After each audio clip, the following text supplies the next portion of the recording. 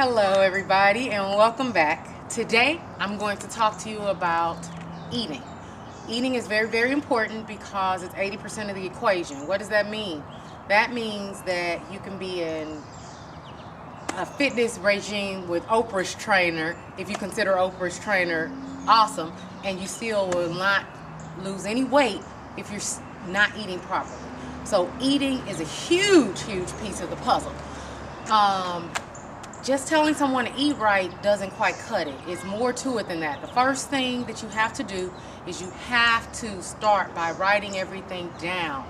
It is amazing how when I first meet someone and I'm like, how's your eating?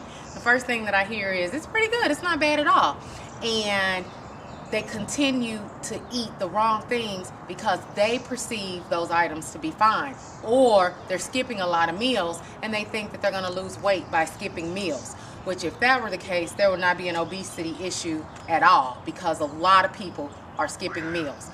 So the first thing you're going to do is you're going to make sure you write down every single thing you put in your mouth every day. Everything, including water, because you need to know if you're drinking enough water every day. My suggestion would be that you get a nice water bottle so that you can carry it with you everywhere. And you can make sure that you just keep that filled. If it's 30 ounces, you can fill it 2 or 3 times a day, and you're making sure that you're having a significant amount of water.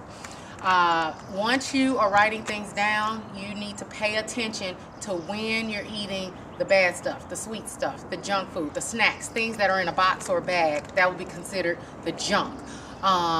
Pay attention to what times a day are you eating those. Are you eating them only on the weekend? Are you eating them after dinner every single day? Pay attention so that you can find out why you feel the need to go toward those sugary or sweet snacks every day. Sugar, some people say, well, I'm not addicted to sugar, I don't have a problem. But if you have to have salty snacks all the time, like chips and pretzels and things of that nature, it's doing the exact same thing in your body as the sugar would do. So it's doing the same thing to your glycemic index. It's doing the same thing to your blood sugar. It's the exact same thing. So you definitely want to make sure that you're not snacking on those things that are sugar-like. All right, the next thing that you do after you're making sure that you write everything is you need to focus on your fruit and vegetable intake. Every meal needs to include fruit and vegetables, because if you were to have 6 to 8 servings a day, having a banana once a day is not cutting it. Having an apple once a day is not cutting it.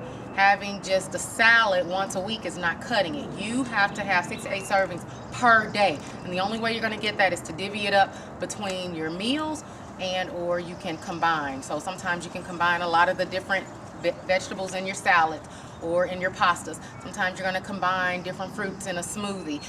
So there's a lot of ways to combine, but you need to keep track and make sure that you're having plenty of fruits and vegetables, preferably organic when you can.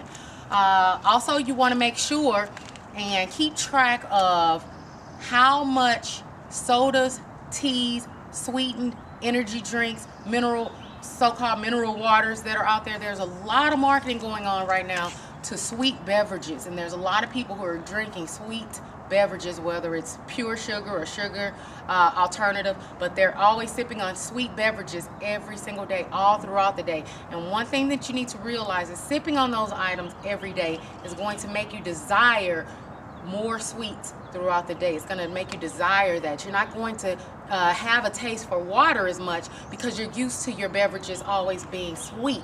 So that's a big thing to watch out for.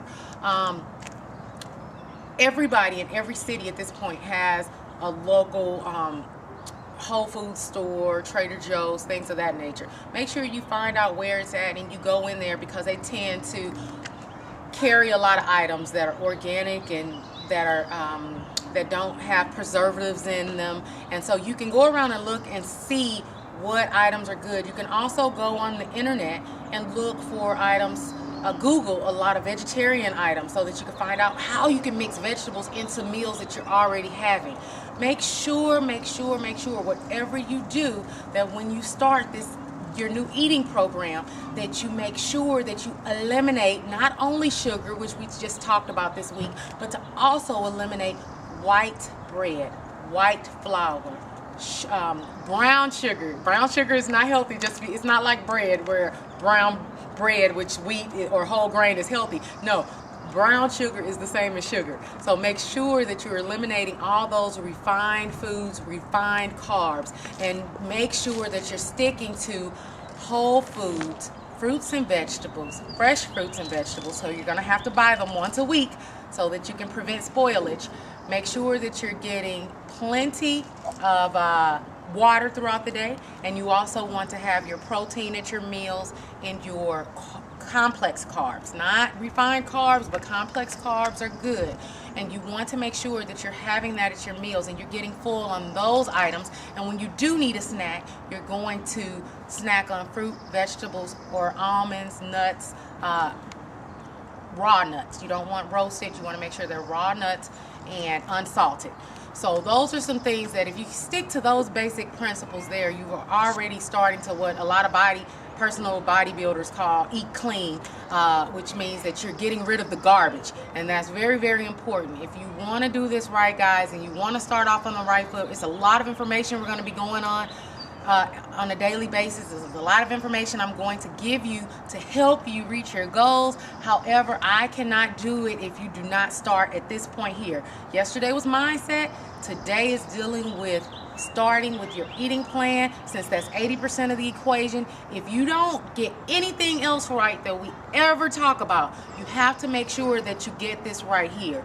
This is the cream of the crop. This is it. This is like the meat of everything that we're going to discuss, because if you're failing in this area, you are done gaining beauty while losing booty. See you tomorrow.